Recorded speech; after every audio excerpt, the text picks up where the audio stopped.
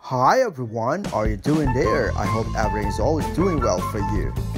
And hello if you are new. Welcome to Kondo Creative, the channel where you can see everything about English, such as English short movie, English drama musical, English daily conversation, and English lesson.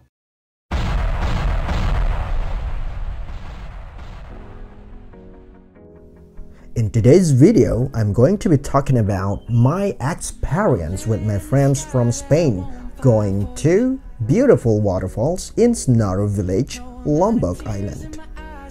We started to go to the waterfalls from the homestay that we already booked in Snaro. There are two waterfalls that we are going to visit. The first waterfall is called Sindangila Waterfall, and the second one is Tiu Kaleb Waterfall. It took about 15 minutes to reach the first waterfall, and the second one is about 25 minutes from the first waterfall.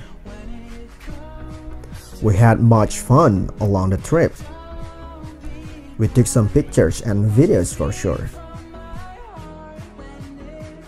This is the first waterfall, Sindangila. My friends really enjoyed their time in the waterfall. You know, because of there's a natural pool, then we swam into Caleb, and that's the second waterfall.